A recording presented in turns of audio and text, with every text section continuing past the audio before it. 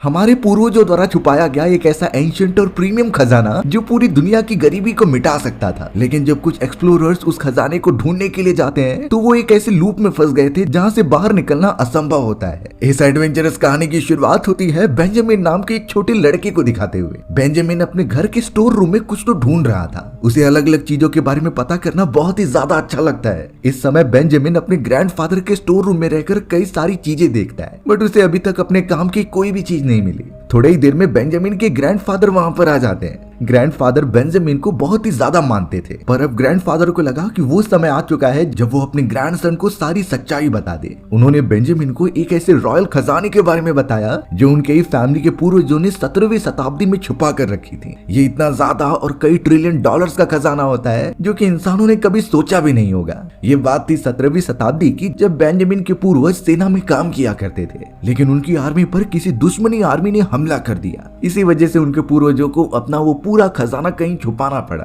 भले ही इस खजाने के बारे में और किसी को भी नहीं पता, लेकिन हमारे पूर्वज चाहते थे कि आने वाली उनकी जनरेशन इस खजाने तक पहुंच जाए। इसीलिए उन्होंने जगह जगह पर ऐसे क्लूज रखे जिन्हें सॉल्व करके इस खजाने तक पहुंचा जा सकता है। और अगर इस मॉडर्न समय में उस खजाने की वैल्यूएशन की जाए तो हमारे नंबर्स खत्म हो जाएंगे, लेकिन वो खजाना खत्म नहीं होगा, यानी कि वो इतना ज्यादा प्रीमियम है। अब यहाँ बेंजामिन के ग्रैंडफादर अपने ग्रैंडसन को एक पेपर देते हैं। ये पेपर उनके फादर ने दिया था, जो कि अब वो उसे हैंड ओवर कर रहे हैं। दरअसल ये क्लू होता है उस खजाने तक पहुंचने का, जिस पर साफ लिखा था कि the secret lies with Charlotte. अब इसका मतलब क्या है, ग्रैंडफादर ने उसे ढूंढने में अपनी पूरी जिंदगी लगा दी, लेकिन अभी तक उसका कुछ पता नहीं चला। तो इसीलिए अब वो बेंजामिन को ये देते हैं ताकि वो आगे चलकर इसके ऊपर रिसर्च करे। बेंजामिन बहुत ही ज्यादा खुश हो जाता है उस पेपर को देखकर, लेकिन तभी उसके पीछे से बेंजामिन के फादर आ गए थे। बेंजामिन के फादर इन चीजों पर बिल्कुल बिलीव नहीं करते। उन्हें लगता था कि उनके फादर ने अपनी पूरी जिंदगी इस बेकार के खजाने को ढूंढने में लगा दी, तो अब वो अपने बेटे बेंजामिन को इन चीजों में नहीं फंसने देना चाहता। उसने बेंजामिन को साफ कहा कि तुम इस पर भरोसा मत करो और अपनी जिंदगी और ज्यादा बेटर करो काम करके।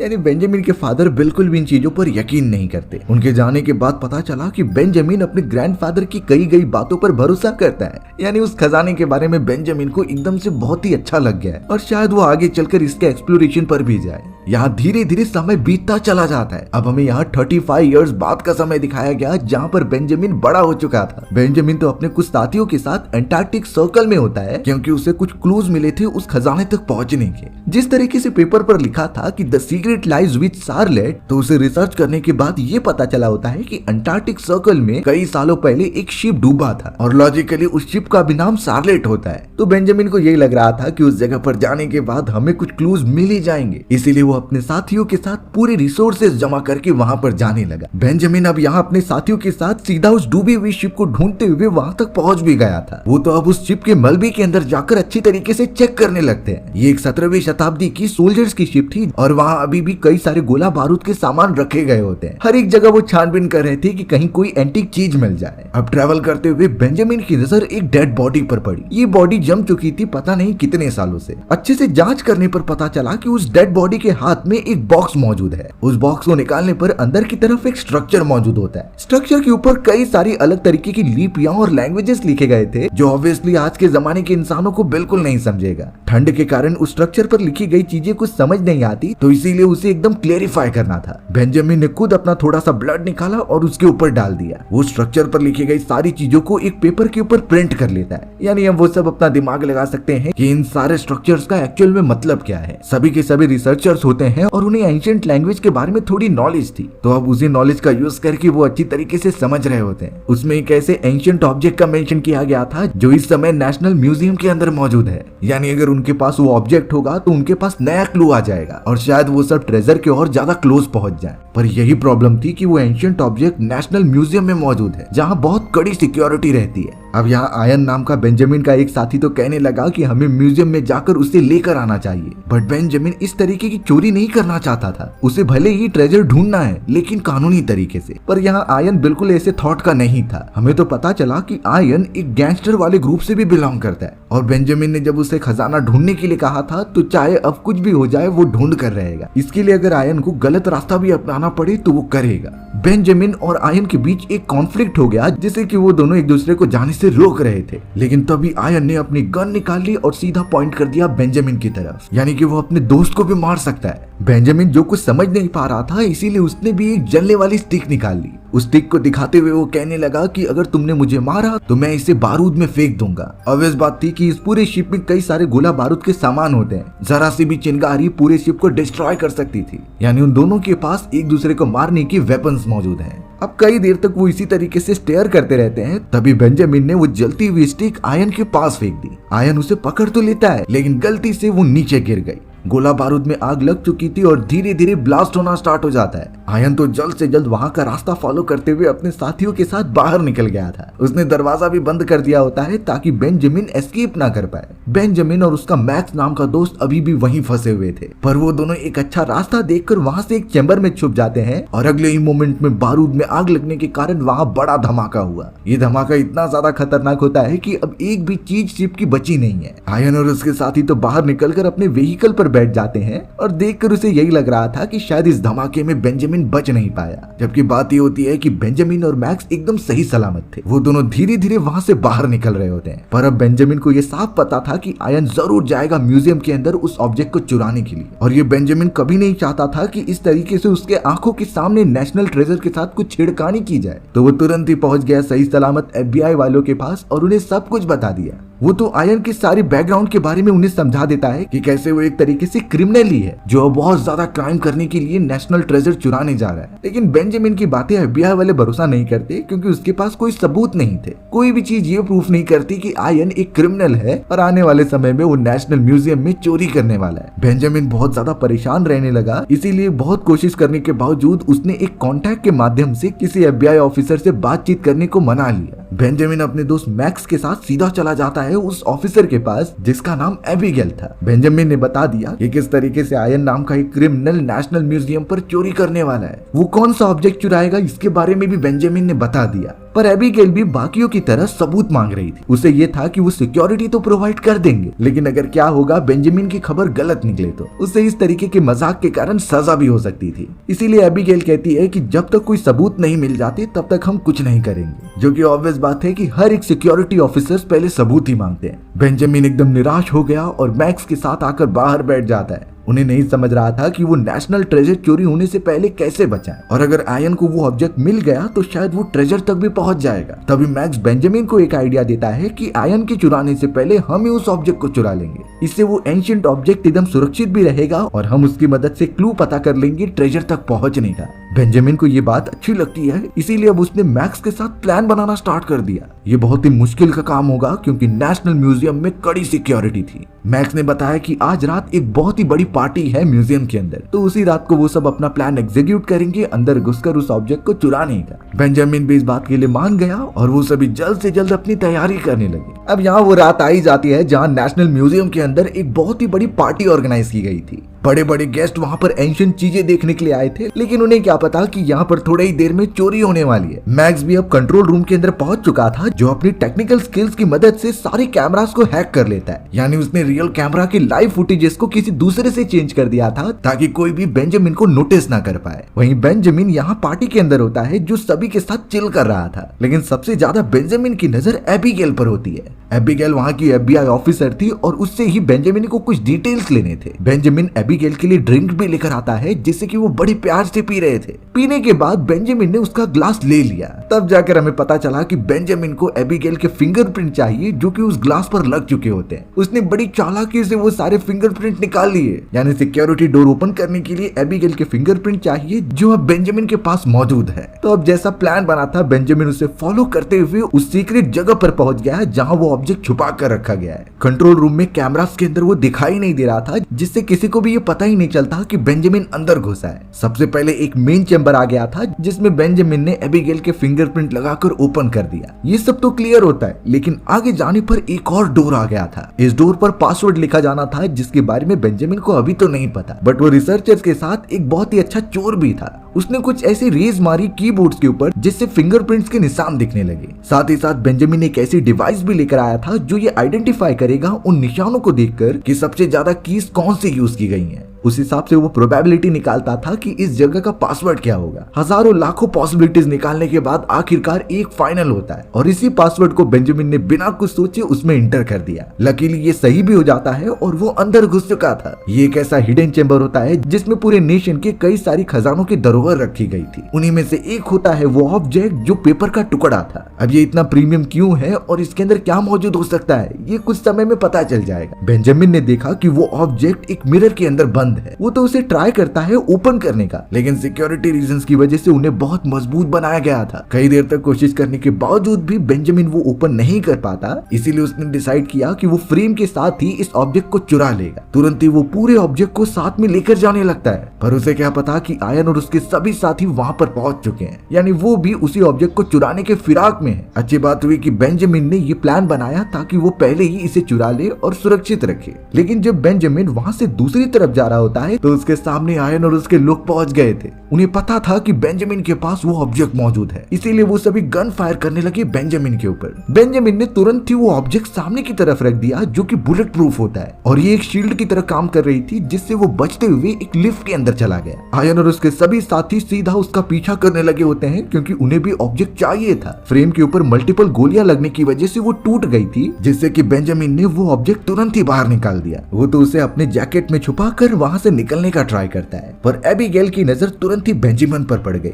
वो नोटिस कर रही थी कि बेंजामिन कुछ वियर्ड बिहेव कर रहा है और जरूर इसमें कुछ गड़बड़ है। एबिगेल सीधा बेंजामिन के पीछे जाने लगी। इतने समय तक सारे FBI ऑफिसर्स और सिक्योरिटी वालों को पता चल चुका था कि उनके नेशनल म्यूजियम से एक ऑब्जेक्ट चोरी हो चुका है। अलार्म्स बजने लगे थे और सिक्योरिटी ऑफिसर्स को तैनात कर दिया गया हर एक लोगों की सिक्योरिटी चेकिंग करने के लिए। अब यहाँ बेंजामिन सीधा वहां से निकलते हुए पहले तो एक शॉप में पहुंचता है। उस शॉप के अंदर उसने नोटिस किया कि उसी एंशिएंट ऑब्जेक्ट की तरह कई सारी उसके डुप्लीकेट मौजूद हैं। ये उनकी कॉपीज थी जो बेचने के लिए रखी गई होती हैं। तो अब बेंजामिन को एक प्लान सूझता है, इसीलिए उसने एक नकली कॉपी को खरीद लिया। अब बेंजामिन जब वहां से निकल रहा था तभी उसके सामने एबिगेल आ जाती है। एबिगेल ने देख लिया होता है कि बेंजामिन के पास वो ऑब्जेक्ट मौजूद है, इसीलिए वो उसे मांग रही थी चाहे कुछ भी हो जाए, क्योंकि इसकी सिक्योरिटी की जिम्मेदारी एबिगेल के ऊपर आती है और अगर उसके साथ कुछ हुआ तो एबिगेल के ऊपर सारी बात आ जाएगी। बेंजामिन इस ऑब्जेक्ट को दिखाकर कह रहा था कि ये मेरे पास सुरक्षित है, अगर इसे वापस रख दिया गया तो आयन और उसके लोग इसे चुरा लेंगे। पर एबिगेल इन चीजों को बिल्कुल भी नहीं मानती। उसने सीधा बेंजामिन से वो ऑब्जेक्ट छीन लिया और वापस म्यूजियम में रखने के लिए जाने लगी। यहाँ नीचे की तरफ से आयन और सभी लोग ये देख रहे होते हैं। उन्हें पता चल गया कि अब वो ऑब्जेक्ट एबिगेल के पास है, इसीलिए आयन के साथ ही सभी एबिगेल पर हमला करने लगे उस ऑब्जेक्ट को छीनने के लिए। वो तो एबिगेल को अपने साथ किडनैप करके लेकर जा रहे होते हैं। मैक्स तो वहाँ अपनी वैन लेकर पहुंच गया था और बेंजामिन को उसने बिठा लिया, पर उन्हें जब पता चलता है कि बेंजामिन को किडनैप किया गया है तो बिना देरी किए बेंजामिन दुश्मनों की गाड़ी पर कूद गया और अपनी पूरी कोशिश करता है कि एबिगेल को बचा लिया जाए। एबिगेल भी ट्राई कर रही थी कि वो उस ऑब्जेक्ट को छोड़े ना, ये उनके देश का धरोहर है। व्हीकल लगातार वो चलाते जा रहे थे जिससे बहुत परेशानी होती है। बेंजामिन की फर्स्ट प्रायोरिटी थी कि एबिगेल को कैसे भी बचाना। जब वो उसे खींच रहा होता है तभी आयन ने एबिगेल से वो ऑब्जेक्ट भी ले लिया था, यानी अब उनके पास ऑब्जेक्ट नहीं है। आयन का काम वहां पर हो चुका था, इसीलिए वो अपने साथियों के साथ तुरंत ही निकल गया। बेंजामिन एबिगेल को वैन में लेकर आ जाता है, पर एबिगेल उदास हो गई थी। उसके पास अब वो ऑब्जेक्ट जो नहीं था, लेकिन इस मोमेंट पर बेंजामिन उसे शो करता है असली वाला ऑब्जेक्ट, यानी आयन और उसके लोग जो लेकर गए हैं वो नकली ऑब्जेक्ट है।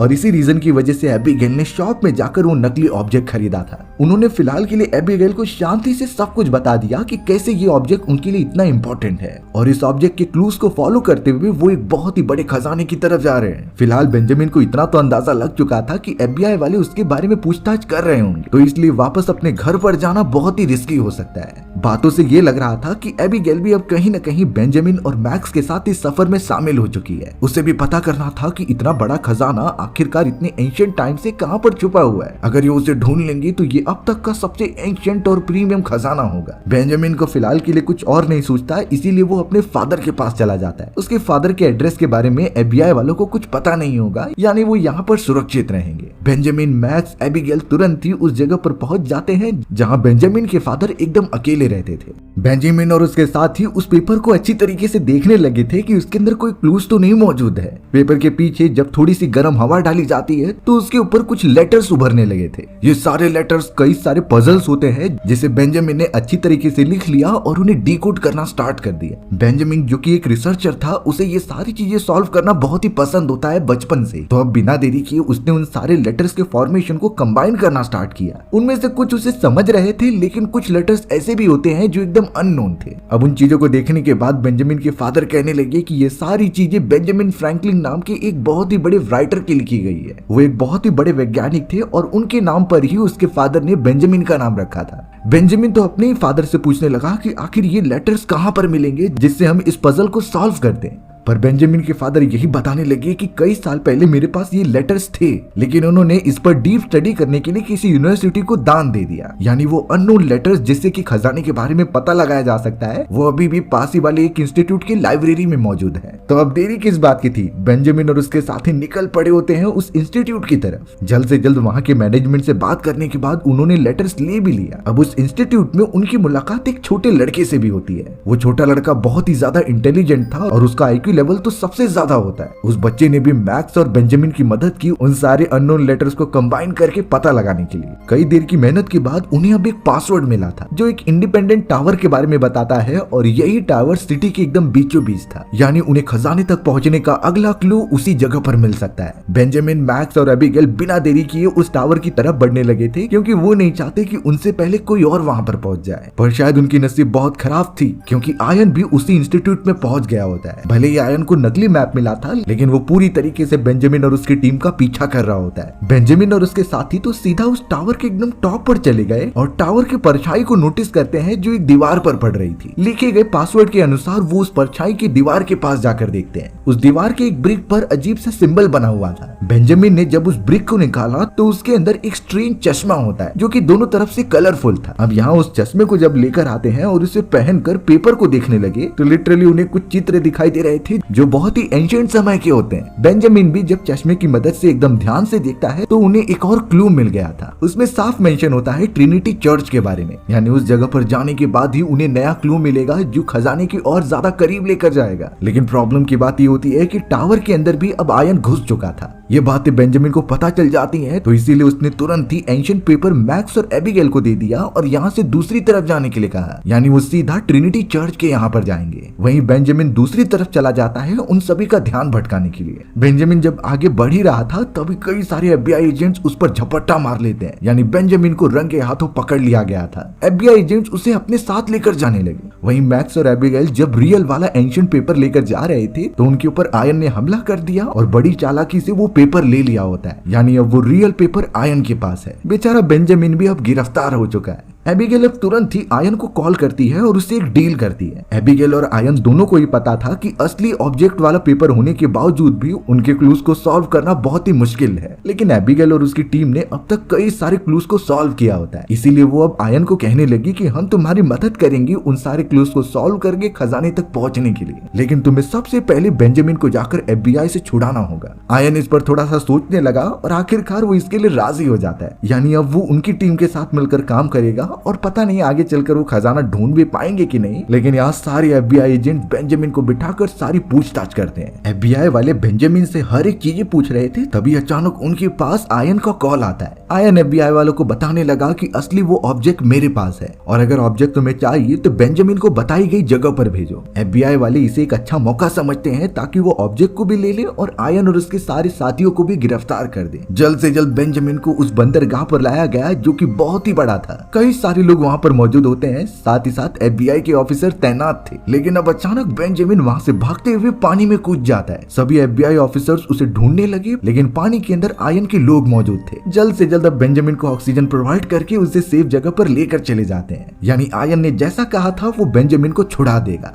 आयन तो खुद यहाँ बेंजामिन को वो असली ऑब्जेक्ट दे देता है और उससे कहता है कि तुम क्लूज को सॉल्व करके मुझे खजाना ढूंढने में मदद करोगे। लेकिन आयन ने उसके फादर को भी किडनैप किया होता है। यानी अब ये उसकी मजबूरी हो चुकी है और किसी भी हालत में उसे खजाना ढूंढना होगा आयन के लिए। तो अब यहाँ क्लूज के अकॉर्डिंग सभी लोग पहुंच जाते हैं ट्रिनिटी चर्च के अंदर। अब बेंजामिन वापस से उसी स्ट्रेंज चश्मे को पहनकर उस एंशिएंट पेपर को देखता रहता है, पर इसके आगे तो उसमें ज्यादा कुछ लिखा ही नहीं था। ट्रिनिटी चर्च के अंदर आकर उन्हें क्या करना है ये कुछ मेंशन नहीं होता। तभी बेंजामिन उस चश्मे पर मौजूद एक ग्लास को ऊपर करता है और ऐसा होते ही उस पेपर में कई सारे लेटर्स और दिखाई देने लगे। बेंजामिन उसमें नाम देखता है पार्किंगटन लेन का, यानी ये उनकी नेक्स्ट जगह हो सकती है जहाँ उन्हें अगला क्लू मिलेगा। जैसे जैसे वो सब क्लूज के और करीब पहुंचते जा रहे थे तो लग रहा था कि अब खजाना मिल ही जाएगा। पार्किंगटन नाम के बारे में पता लगाने के बाद ये आइडिया मिला कि वो उसी चर्च में मौजूद एक कब्र का नाम है। सभी लोग उस चर्च के बेसमेंट में जाने लगते हैं जहां उस ताबूत को निकाला गया। उस चैम्बर में से निकालते ही उन्हें अंदर की तरफ एक रास्ता दिखाई दिया, यानी कि वो खजाना जरूर यहाँ से अंदर की तरफ मौजूद हो सकता है। सभी लोग अब एक एक करके उस चैम्बर में से दूसरी तरफ जाने लगे। अब नीचे की तरफ पहुंचने के लिए कई सारी लकड़ी की सीढ़ियां बनाई गई थी। धीरे धीरे जब वो सब आगे बढ़ रहे होते हैं उन्हीं सीढ़ियों के ऊपर, तो आयन का एक साथी सीढ़ी टूटने की वजह से नीचे गिर गया। अब इस बात थी कि ये सारी सीढ़ियां कई साल पुरानी हैं और ये पहले से बहुत ज्यादा कमजोर हो चुकी हैं। बाकी लोग भी सीढ़ी टूटने की वजह से गिरने वाले थे, लेकिन रस्सियों की वजह से वो स्टेबल हो जाते हैं। बेंजामिन और मैक्स भी अपने टीम मेंबर्स की मदद कर रहे थे। लगातार कुछ मिनटों तक ट्रेवल करते हुए वो अब एक ऐसी जगह पर पहुंचे जहां से आगे जाने का कोई रास्ता ही नहीं मिल रहा था। आयन तो यहाँ गुस्सा होने लगा क्योंकि उसे जल्द से जल्द खजाना चाहिए। उसने तो बेंजामिन के ऊपर गन पॉइंट कर दिया कि कहीं वो उसे गुमराह तो नहीं कर रहा है। अब यहाँ अपने बेटे को बचाने के लिए बेंजामिन के फादर सामने आते हैं और उन्होंने बताया कि यहाँ पर खजाना नहीं है, बल्कि इससे हमें नया क्लू मिलेगा जिससे कि हम खजाने के और पास पहुंचेंगे। अब अपनी नॉलेज के अकॉर्डिंग बेंजामिन के फादर ने ये बताया कि जब कई साल पहले सैनिकों ने हमारे पूर्वजों पर हमला किया था तो वो इसी तरीके की जगह यूज करते थे अपने सैनिकों को छुपाने के लिए। अब उस जगह पर जो कैंडल्स जल रही होती है मिरर के अंदर, उसका कुछ मतलब होता है। बेंजामिन के फादर ने उस कैंडल को देखकर ये बताया कि ये एक चर्च से बिलोंग करती है जो इस शहर से बाहर की तरफ है और इस चर्च का नाम बॉस्टन है। इसका मतलब हमें अगला क्लू खजाने तक पहुंचने के लिए बॉस्टन चर्च में मिलेगा। आयन और उसके आदमियों को ये पता चल चुका होता है, इसीलिए उन्होंने डिसाइड किया कि वो खुद जाकर बॉस्टन चर्च में खजाने का पता लगाएंगे। लेकिन उन्होंने बेंजामिन और उसके साथियों को वहीं पर छोड़ दिया। आयन और उसके साथ ही वहां से निकल गए, पर उन्हें क्या पता कि बेंजामिन के फादर ने उन्हें ट्रिक कर दिया है। खजाना बॉस्टन चर्च में था ही नहीं, बल्कि वो यही मौजूद है। सिर्फ उन्हें कुछ ऐसी चीजें ढूंढनी है जिससे कि वो रास्ता ओपन किया जा सके। बेंजामिन और उसके सभी साथी उस रास्ते को ढूंढने में लग गए थे। थोड़ी देर बाद उन्हें एक सर्कुलर टाइप का बटन भी मिल जाता है। अब ध्यान से देखने पर उस बटन के ऊपर कुछ छोटे से स्ट्रक्चर बने हुए थे। बाद में पता चला कि ये स्ट्रक्चर तो वैसे ही है जैसा कि बेंजामिन को उस शिप के अंदर मिला हुआ था। जल्द से जल्द अब उसी ऑब्जेक्ट को बटन के अंदर प्लेस कर दिया गया, जिसके तुरंत ही बाद साइड में एक डोर ओपन हो जाता है। ये डोर बहुत ही ज्यादा एंशिएंट था और सभी उसके अंदर जाने लगे। बेंजामिन और उसके साथी जैसे ही सामने की तरफ देखते हैं तो वो सब के सब दंग रह गए, क्योंकि उस बड़े से चैम्बर में वो था जिसकी तलाश वो शुरुआत से कर रहे थे, यानी उनके पूर्वजों द्वारा छोड़ा गया वो खजाना जिससे कि पूरी पृथ्वी की गरीबी मिटाई जा सकती है। सभी ये देखकर हैरान रह गए कि इस जगह पर इतना सोना है कि वो काउंट भी नहीं कर सकते। इन सभी की मार्केट में इतनी ज्यादा वैल्यूएशन हो सकती है कि गिनती भी कम पड़ जाए, लेकिन ये सोना खत्म नहीं होगा। बेंजामिन ने वहां पर एक बारूद के अंदर आग लगा दी जिससे चारों तरफ मशाले जलने लगी। इस मशालों के साथ साथ वो और भी देखते हैं कि वहाँ कितने सारे सोने रखे गए हैं। ये सच में एक गोल्डन सिटी की तरह थी जिसमें कि आज तक का दुनिया में पाए जाने वाला सबसे ज्यादा खजाना है। सभी खुश हो रहे होते हैं क्योंकि ये उनकी खोज है और इतनी मेहनत का नतीजा है। जल्द से जल्द वो उस जगह से बाहर निकलने का भी रास्ता निकाल लेते हैं, लेकिन उस जगह पर बाकी सारे FBI ऑफिसर्स पहुंच चुके थे। एक ऑफिसर तो सीधा बेंजामिन के पास आ जाता है और उसने ऑफिसर को बता दिया कि खजाना हमारे ठीक नीचे है, यानी वो ये पूरे खजाने को गवर्नमेंट को सौंप देगा। पर ऑफिसर कहने लगा कि म्यूजियम में से चुराने के लिए किसी को तो गिरफ्तार करना ही होगा। इस मोमेंट पर बेंजामिन ने आयन और उसके साथियों का लोकेशन बता दी। सभी ऑफिसर जल्द से जल्द उस बॉस्टन चर्च में पहुंचते हैं और आयन और उसके सारे साथियों को गिरफ्तार कर लेते हैं, यानी वो सब अब जाकर पकड़े ही गए। अब यहाँ कुछ महीनों बाद दिखाया गया कि बेंजामिन और एबिगेल एक दूसरे के साथ हो चुके हैं, यानी वो एक दूसरे से शादी करके अपनी जिंदगी गुजारेंगे। मैक्स तो बेंजामिन से पूछने लगा कि अगर गवर्नमेंट तुम्हें 10% हिस्सा दे रही थी उस खजाने में से, तो तुमने 2% ही क्यों लिया? बेंजामिन यहाँ पर साफ कह देता है कि जितना % हम लोग ने लिया है उतना ट्रेजर अगर हम सबकी आने वाली कई जनरेशन भी खर्च कर लेंगी तो भी नहीं खत्म होगा। उन सभी के पास अब बड़े बड़े घर और काफी लग्जरियस गाड़ियां होती हैं, यानी वो सब अल्ट्रा रिच हो चुके होते हैं। मैक्स भी अपनी जिंदगी आराम से गुजारने लगा था और हमारी भी कहानी यहीं खत्म हो गई। सो व्यूअर्स, आपको स्टोरी कैसी लगी कमेंट सेक्शन में बताना भूलना मत। और अगर आपको मेरा एक्सप्लेनेशन 1% भी अच्छा लगा होगा ना, तो वीडियो को लाइक एंड चैनल को सब्सक्राइब जरूर कर देना। मिलते हैं इसी तरीके की मजेदार वीडियोस में, तब तक के लिए बाय बाय।